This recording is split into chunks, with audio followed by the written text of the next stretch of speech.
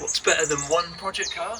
Two project cars. We now have another project car to add to the channel.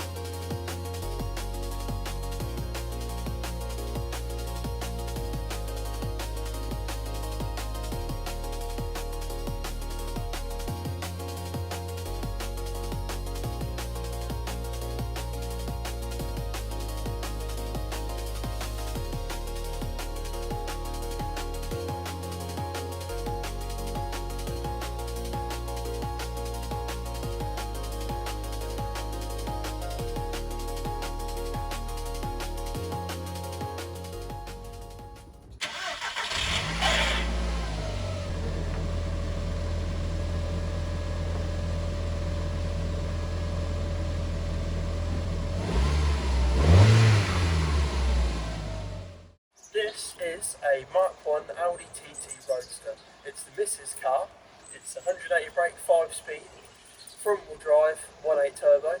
So let's have a little look around, show you some issues with it, some problems that we need to fix over time, and we'll go from there. So we'll do a little walk around of the car, show you some little bits and bobs that need sorting. So first of all, you probably noticed in the B-roll shots of the car that there is some issues with the lacquer peel. Thankfully, I managed to fix a few bits of it with my dad, so it wasn't too bad. So you probably think, oh, why is it all, you know, you see the lacquer peel on the bonnet there, but then obviously there's no lacquer peel on the bumper. That's because obviously we did do a little bit of a freshen up before we revealed it to the missus. Front quarter is okay. A lot of these like to rust. I think the other side needs to be had a look at. We have got a little bit of a lacquer peel here as well on the door. We managed to sort out the wing mirror caps. Wheels are all in good order. It needs a good clean. You probably noticed that the roof needs a good scrub. There's a few age-related marks. It's just had a brand new exhaust installed on it, as you can see. So it is completely standard. The plans for this car are to leave it standard as is. We're not going to be modifying it in any way. It was basically like, you know, it's meant to be reliable. It's meant to be a nice little roadster, especially in the summer. Obviously, it's peak winter at the moment. So I love these on this, by the way. These like boat style fuel filler caps on the TTs are really cool. Obviously, this is a roadster model, so you only have 2 seats. It does have a bit of sagging in the door cards, but we can sort that out. We can get some different door cards, or we can take the cloth out and re-glue them back on. All these were repainted as well. Got all this repainted. And the major problem at the moment is probably this quarter panel. As you can see, a little bit of bubbling and rust is starting to shine through. So we do need to get a new front quarter panel, or get that, you know, take all the rust back and fixed as well. So that's probably the major thing out there for the bodywork. As for the engine, let me pop the bonnet for you and we'll have a look in there. So as you can see, we have a completely standard engine bay. Planning on keeping it standard. Obviously, as I said in the introduction, this is just a 5-speed 1.8 turbo engine, no BAM or anything like that. I'm pretty sure it's an AUM actually. I could be wrong. It could be corrected in the comments. As you can see, we do have a damaged battery tray here. When we bought the car, the lid of the battery tray was just kind of balanced on there. It wasn't actually pressed on. It turns out a common thing on these is the battery covers are just a bit rubbish, so we're going to get that replaced with a normal one that's in my Golf. So we're going to have like the box style battery tray in there. As for maintenance that we've done since I bought the car, so I did service it myself. So I put new oil in it, put new oil filter. We do have a new air filter and a new cabin filter to go in, and it happened to have the unfortunate, if you've seen the previous video, it did have the oil pressure light of doom, so we had to get that sorted out. So thanks to Aaron at the VAG yard for sorting that out for us.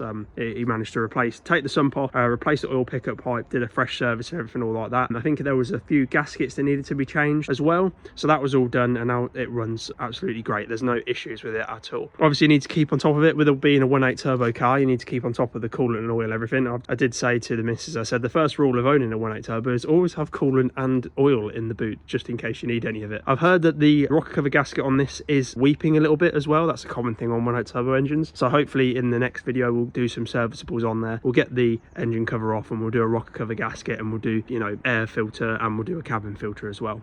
But yeah, that's the engine bay. It does need a good detail as well. As you probably noticed with the roof, it does need a good detail. So hopefully we'll do a good cleaning video on that. But I'm a bit tentative to attack it with a jet wash just because of the lacquer peel. The majority of the lacquer peel is on the bonnet. But yeah, that's the engine bay for you. It's actually quite clean. I like the fact that it's standard, that it hasn't been messed about with. CTTs come with the quick rack strut brace as well as standard, which is quite nice. But yeah, that's the engine bay.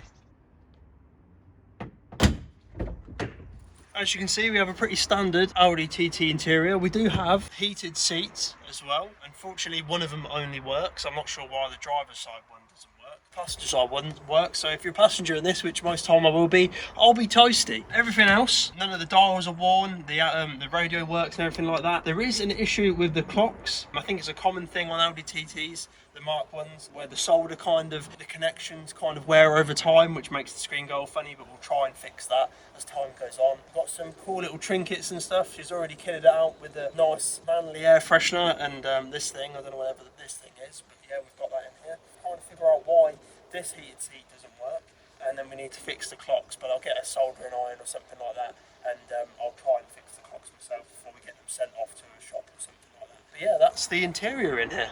So as I mentioned previously, I'm not entirely sure why it's damp in here, but someone mentioned that it might be the drainage hole that's blocked up here or something like that. I don't know if there's a drainage hole up there or something, or in here, but yeah, it just seems to not want to drain. As you can see in here, look at all the moisture that's all in here. It's actually leaking pretty badly. There's actually some mold collecting in there, so we really need to get that sorted. If there's anything in the comments you know how to drain it or anything like that, then I would much be appreciated. There's my bodge that on here, it's been rusting away on the boot, so I've just had to tape a bit of the light to work and just put a bit of tape on it. But yeah, I will greatly appreciate any help with trying to find the leaks on the car. I've heard that the common thing can be that these windows like to unstick, but this one seems to be okay. It's not really coming away. The window isn't coming away that much, but you can see all the condensation in there, you know what I mean, just from putting the window down and back up again. So yeah, there it is, the Mark 1 Audi TT Roadster. Hopefully it'll be really good in the summer if it actually makes it there, you know what I mean. We've already had that oil light of doom, but we've got that all sorted now, so she's running really well. It's all good, and yeah, Daisy's really enjoying ownership of it. Of course she would, why wouldn't she? It was a gift for her birthday. But yeah, but yeah, there it is, Mark 1 Audi TT. But yeah guys, thanks for watching. I know it was a bit of a brief and short video today. Obviously next time we upload a video, Christmas would have been and gone, so have a really good Christmas, and yeah, I'll see you guys in the next one.